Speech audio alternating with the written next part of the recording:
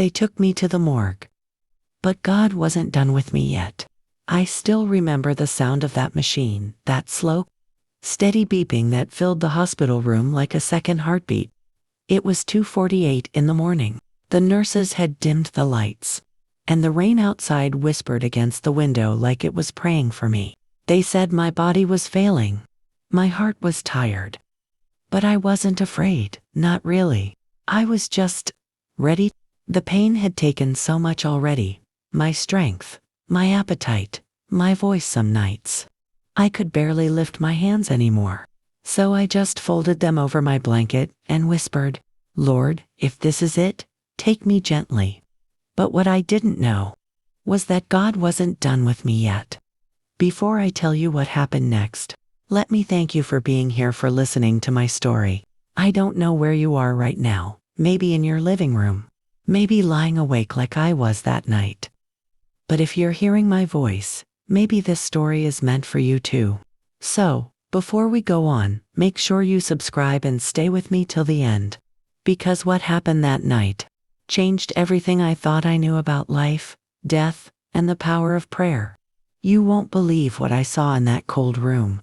The doctors had told my daughter earlier that evening that I wouldn't make it till sunrise. They said my organs were shutting down, multi-system failure. They called it. Those words sounded so official, like a stamp on a file. But to me, it felt like a countdown. I remember watching the clock. 2:51. 2:52. And then, everything around me started to fade. The beeping slowed. The rain grew quieter. The room itself felt like it was holding its breath. And for a moment, just one, I thought I heard someone humming. It wasn't the nurse. It wasn't the machines. It was soft, low, familiar. Like my mother used to hum when she'd rock me to sleep as a baby. Then there was light, not bright. Not blinding, but warm, golden. Like morning sunlight sneaking through a church window. I remember thinking, this can't be death. Because it didn't feel like an ending. It felt like coming home. But that peace didn't last long. Because when I opened my eyes again, I wasn't in that hospital bed anymore. When I opened my eyes again, everything was quiet, too quiet. The steady hum of machines that had filled my nights was gone. The air felt weightless. Almost sacred, like I was standing inside a dream I didn't remember falling into. At first, I thought maybe the nurses had moved me to another room. But then I saw me. I was still lying there, still and pale. A tangle of wires and tubes surrounding that frail body I'd lived in for 78 years. For a second, I didn't understand. I tried to call out, but no sound came from my mouth. It was like my voice was caught between two worlds, one that was fading, and one that was waiting. The nurses rushed in. I saw one of them, a young woman named Clara, press a button on the wall, her hands trembling. Another started chest compressions, counting under her breath. I could see their panic, the desperation in their eyes, the flurry of motion that filled the room. But I couldn't feel any of it. There was no pain, no fear. Just stillness. Then, I felt something like a hand brushing mine. But when I looked, there was no one there. Only that same golden light, soft and glowing at the foot of my bed. It wasn't coming from any lamp, or any window. It was something else. I took a step toward it, and suddenly, I wasn't in the hospital anymore. The floor beneath me shimmered like glass. And I could hear faint music, not from instruments, but from voices. Soft, wordless harmonies that wrapped around me like a blanket of peace. And through that light, I saw figures, not clear faces, but shapes that felt familiar. One of them moved closer. Tall, gentle, and even before I saw his eyes, I knew. Henry, my husband. He'd been gone 12 years. But there he was, smiling. Just the way he used to when I burned Sunday biscuits and pretended they were extra crispy.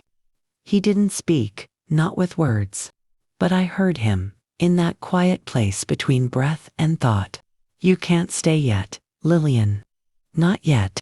I felt a weight in my chest, not pain, but longing. I looked around, at all that peace, at the warmth, at the music, and I whispered without sound, "I'm tired, Henry. I'm so tired." He smiled again, shaking his head. "There's someone still waiting for you. You'll know when it's time." Then, the light around him began to fade, and the stillness broke, replaced by a sound I'll never forget. The steady, endless tone of a heart that stopped beating. But somewhere, beneath that sound, I heard my own name, Lillian. It wasn't Henry. It wasn't a nurse. It was something else, calm, deep, and close enough to touch. They said the time of death was 3:17 a.m. I didn't hear it then, but I know it now. Because that's what they wrote on the paper they kept by my bed. That's what they told my daughter when she arrived, trembling and pale. "She's gone." That's what the nurse whispered, voice soft and heavy. But I wasn't gone. Not really. I could see everything from somewhere just above it all. The way the doctor gently pulled the sheet over my face, the way my daughter broke down in her chair, the way the night nurse, Clara, closed my fingers around a small silver cross before leaving the room. She whispered, "Rest easy, Miss Lillian." Then everything went black. When I opened my eyes again, I wasn't in that warm hospital room. I was in the cold room. You ever been in one? It's quiet, too quiet. No windows, just the hum of machines keeping what's gone from rotting too fast. They laid me on a metal table, cold, hard, unforgiving. And for the first time, I felt something close to fear. The air itself was heavy. No sound but the low, steady drip of water somewhere in the pipes. I remember thinking, so this is death. No light, no angels. Just stillness. But then, something changed. The silence began to breathe. Like the air itself was moving soft, rhythmic, steady. And I felt warmth on my hand. Just a flicker at first, like someone had struck a match. Then stronger and stronger. The sheet that covered my face began to tremble, lifting slightly with every breath I didn't remember taking. And in the dark, I heard a whisper. "You're not done yet." I tried to open my eyes, but they felt heavy, sealed shut. Still, I could see not with my eyes, but with something deeper. I saw light spreading through the room, golden, like sunrise after a long winter night. It poured from the corners, from the cracks, from me. Somewhere outside, a nurse dropped a clipboard. Footsteps. A voice shouted, "Doctor, something's happening in the cold room." And that's when I felt it. The first heartbeat. Slow, faint. But there. Then another. And another. Every pulse sent a wave through my chest, my hands. My soul, like God Himself, was knocking from the inside, saying, "Not yet, Lillian. You still have work to do."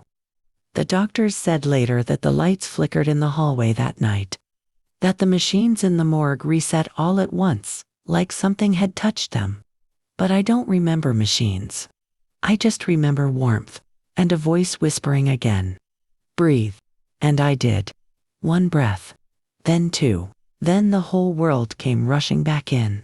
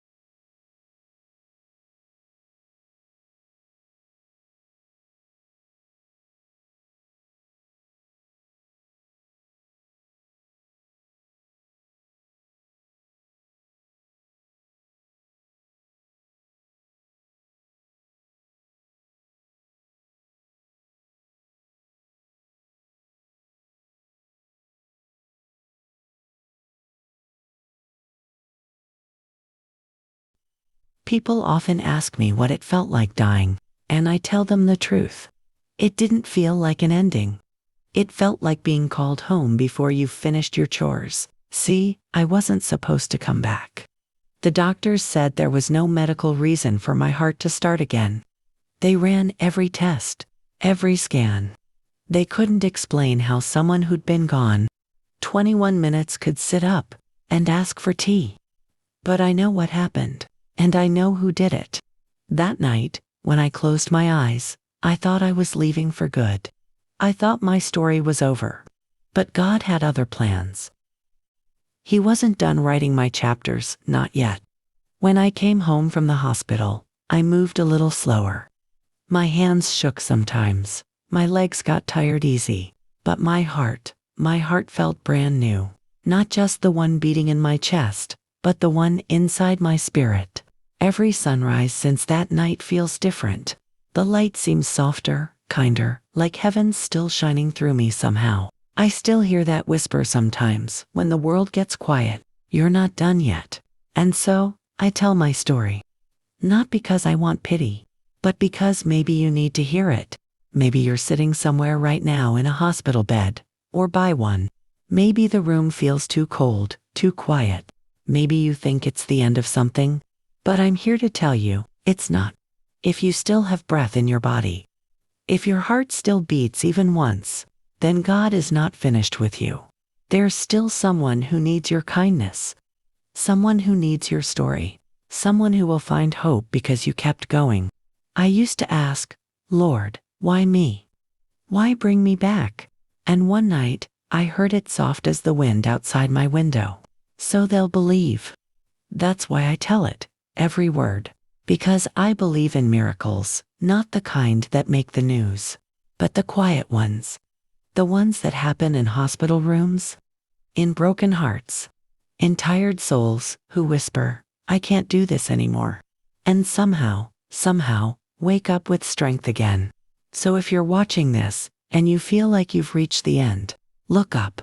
You might just be at the beginning of your miracle.